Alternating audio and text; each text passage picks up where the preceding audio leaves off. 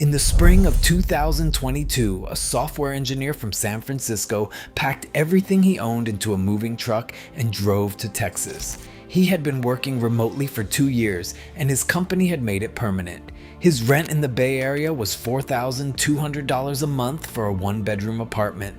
In a suburb north of Austin called Round Rock, he found a brand new 4-bedroom house with a 3-car garage and a backyard for $485,000. He did the math. The mortgage payment was less than his San Francisco rent. He signed the contract the same day he toured it. By February of 2026, the identical floor plan in his community was listed for $371,000. The house had been on the market for 61 days. The builder was offering $25,000 in closing cost credits to anyone who would buy it. There were 14 other homes for sale within 3 blocks of his front door. He was not underwater. He had put money down, but the equity he believed he had built was gone, replaced by a number on Zillow that made him feel like he had made a mistake about his own life. He had not made a mistake. Everyone in 2022 made the same decision. That was the problem. This is the story of what happened when America's largest home builders built an entire generation of Texas suburbs around a single assumption: that the people coming to Texas would keep coming forever at the same pace with the same purchasing power, and then the world changed and the people kept coming, but the math stopped working. What they left behind is something that has no good name yet. Not a ghost town, because the streets are clean and the pools are open and the houses are beautiful. Not a crash, because the banks are fine and the loans are not fraudulent like 2008. Something quieter and harder to see. Street after street of brand new homes in places that were supposed to be the future of American life, sitting on the market for 90 days, 100 days, longer. And the people who live in them, trapped by a number the Federal Reserve set in Washington that arrived in Texas like a tide nobody saw coming until the water was already at their doors. To understand what happened to Texas, you have to understand what Texas was in 2020 and why it became the most important housing story in the country almost overnight. When the pandemic made remote work possible for millions of Americans simultaneously, a question that had been theoretical for decades became suddenly urgent. Why am I paying this much to live here? California had the answer. New York had the answer. Seattle had the answer. And all of those answers were the same, because the jobs were there and you had no choice. Suddenly you had a choice. And Texas made the case better than anywhere else. No state income tax, land enough to build anything anywhere. Warm weather, cities that were growing and young and felt like possibility, companies relocating, jobs following, a cost of living that made people from the coast feel rich for the first time in their adult lives. Between 2020 and 2022, Texas absorbed more domestic migrants than any other state in the country. The Dallas-Fort Worth Metro added more than 170,000 people per year. Austin became the fastest growing large city in the United States. The suburbs that had been farmland 2 years earlier were suddenly master-planned communities with resort pools and walking trails and schools. Ranked among the best in their districts, the home builders could not pour concrete fast enough. D.R. Horton, Lenner, Perry Homes, Taylor Morrison, every major builder in the country planted flags across the Texas prairie and started putting up houses as fast as the permits would allow. Prices did what they always do when demand outstrips supply, and everyone believes it will continue forever. They went vertical. Austin's median home price hit $550,000 in May of 2022. That was up 40% from 2 years earlier.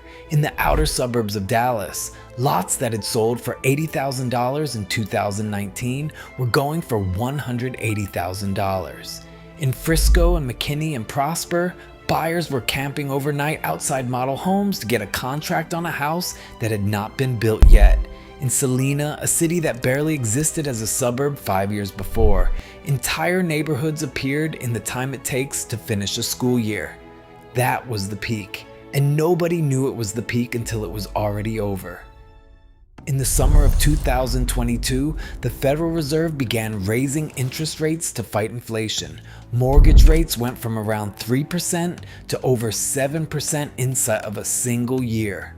On a $450,000 home, that difference adds more than $1,000 to the monthly payment.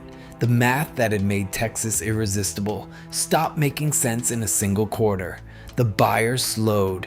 The companies that had announced Texas relocation started walking some of those plans back. The remote workers who had moved south discovered that remote work was not as permanent as they had assumed. Some went back. And the builders kept building. That is the thing that makes the Texas story different from a simple market correction. The builders had started projects in 2021 and 2022 that they could not stop. Construction takes time. Permits had been filed, foundations poured, lumber ordered. Tens of thousands of homes designed for a market that no longer existed kept moving through the pipeline all through 2023 and into 2024, arriving finished and empty into a market that had nowhere near enough buyers to absorb them. A builder who started a 200-home community in Celina in early 2022 was committed to that project for 3 years, regardless of what the Fed did in Washington. By the time the last phase arrived, the first phase had been sitting long enough for asking prices to drop twice. The result is a housing market that stretches across the second largest state in the country and tells the same story in 5 different cities in 5 different ways about what happens when you build for the future and the future does not arrive on schedule. Austin was supposed to be the crown jewel. From 2020 to 2022, Austin was everywhere. The tech companies moving in, the music scene, the food, South by Southwest, the energy of a city becoming something larger than itself. Elon Musk moved Tesla's headquarters there, Oracle followed, Apple built a campus, and behind the big announcements came hundreds of thousands of workers, most of them young, most of them earning technology salaries, most of them looking for a house in a city that did not have nearly enough of them. By May of 2022, Austin's median home price stood at $550,000. In some neighborhoods, it was much higher. Houses were receiving 12 offers on the first weekend. People were buying sight unseen. From California, from New York, from anywhere that had made them feel priced out of their own ambition. By February of 2026, the median had fallen to $414,950. That is a decline of 24.55% from the peak. The 4th largest price drop among major American cities in that period. In May of 2026, Redfin estimated that Austin had 116% more sellers than buyers. Not more sellers than buyers by a little, more than double. For every person trying to buy a home in Austin, there were more than 2 people trying to sell one. 38% of all active listings had already cut their asking price at least once.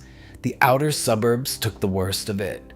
Round Rock, Cedar Park, Pflugerville, the communities that grew fastest during the boom, are correcting hardest now. In some zip codes, homes are selling at 90% of what sellers ask, down from 104% at the peak. The difference between selling at 104% of asking and selling at 90% of asking is not a market statistic. It is a family's equity. It is the down payment on the next house. It is the assumption that moving to Texas was a good financial decision, now revised. What happened to Austin is what happens when a city becomes a symbol before it finishes becoming itself.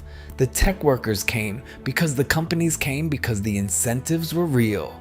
But the companies are not as committed to Texas as the brochures suggested. Oracle, which announced Austin as its new headquarters in 2020, has not moved nearly as many employees as originally projected. The return to office mandates that major tech employers imposed in 2023 and 2024 pulled remote workers back toward the cities where their offices actually were. And the supply, the tens of thousands of homes built for workers who were going to relocate permanently, stayed. There are now more than 12,500 active listings in the Austin metro. Homes are sitting an average of 61 days before selling.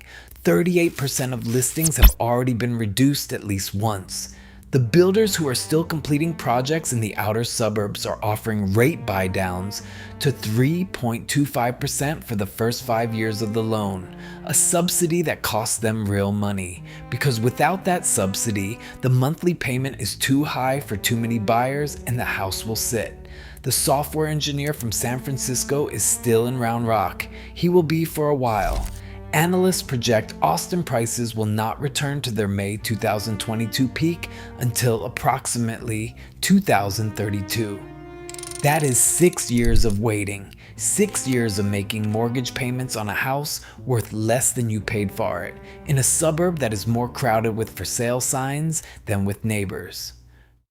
Drive north from Dallas, past the city limits and into what used to be prairie, and you enter a different chapter of the same story. Celina, Prosper, McKinney, Frisco, these are the outer suburbs of the Dallas-Fort Worth metropolitan area that became the epicenter of the pandemic building boom. In 2021 and 2022, builders were racing each other to plant flags in this corridor. The land was available, the schools were strong, the promise of growth was real. Communities were platted and named and marketed before a single frame had gone up.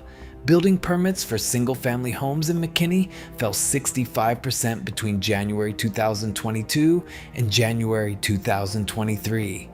In Frisco, 64%. In Prosper, 63%. Those are not modest corrections. Those are builders who went from full speed to near stop in 12 months because the buyers they were building for had gone somewhere else or could no longer afford what was being built or were waiting on the sidelines to see if prices would fall further. What they left behind is visible from the street if you know what to look for. Stand in a Celina neighborhood on a Tuesday morning. The houses are beautiful, stone facades, 3-car garages, landscaping that the Homeowners Association maintains whether anyone is home or not. The streets are clean, the community center is spotless. The pool looks ready for a party that is not happening. What is missing is people. Homes in Celina were spending an average of 113 days on the market in early 2026. That number only means something if you remember what 2022 looked like. Houses in these same communities were selling in hours. Buyers drove out on a Saturday morning, saw a house they liked, wrote an offer before lunch, and found out by dinner that 3 other people had done the same thing, and the seller had taken the highest one. The house they wanted was gone before they finished looking at it. Now those houses sit. Week after week, the for sale sign stays. The price drops. The builder adds an incentive. The sign stays another month. Another price reduction. And the house is still there 90 days later, looking exactly as good as it did on day one, because it is new construction and nothing has changed except the number attached to it. The builders in this corridor are doing something that would have seemed impossible in 2022. They are offering incentive packages worth $30,000, $40,000, sometimes more, on a single transaction, not discounts off the listed price, which would show up in the public comparable sales data and reset expectations for the whole community. Incentives. Closing cost credits, rate buy-downs, appliance packages, design center allowances, things that reduce the real cost to the buyer without reducing the recorded sale price. This protects the builder's remaining inventory in the same development by keeping the official price anchored while quietly making the deal cheaper. Everyone in the transaction knows this is happening. The buyer's agent knows, the builder's agent knows, the appraiser calculating comparable values knows, and the person who bought at the peak 3 streets over knows because they are watching a new buyer move into an identical house at an effective cost $80,000 below what they paid, and they are sitting with that knowledge every morning when they check their Zillow estimate. There are streets in Frisco and McKinney and Prosper right now where you can walk from one house to the next and find neighbors who pay dramatically different prices for identical homes. The first buyer in 2021 at the peak with no contingencies and no negotiations because there was no time. The second buyer 6 months later, with the market beginning to soften at a price that already reflected the first turn of the tide. The third buyer a year after that, with the builder's incentive package and a rate buy down and a credit toward closing costs, and still a price 30% below the first. 3 people, 3 houses, the same floor plan, the same street, the same HOA rules, the same view from the back porch at sunset. 3 completely different financial positions, 3 completely different feelings about the decision they made. The first buyer is not wrong to feel what they feel. The market was what it was when they bought. They could not have known, but the market is also what it is now, and what it is now does not validate what they paid, and no amount of correctly understanding why that is true makes it feel any better in January when the property tax bill arrives. Go further out past Frisco and Prosper to the places that were just getting started when the market turned. In Anna, building permits fell 84% between January 2022 and January 2023. In Princeton, 74%. These are communities that went from full speed to near stop inside 12 months, and the physical evidence of that stop is written into every street. The roads are there, wider than the traffic currently requires. They were built for a population that was projected to arrive.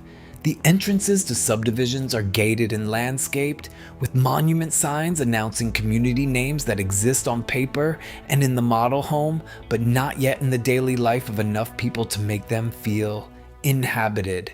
The people who moved in early, who bought in 2021 when the promise of these communities felt most real, are living in a particular kind of in-between. They bought not just a house, but a community, the schools, the restaurants, the retail, the neighbors. All of that depends on density, on enough people arriving to support it. When growth slows, the amenities slow with it. The grocery store plan for the new development sits undecided.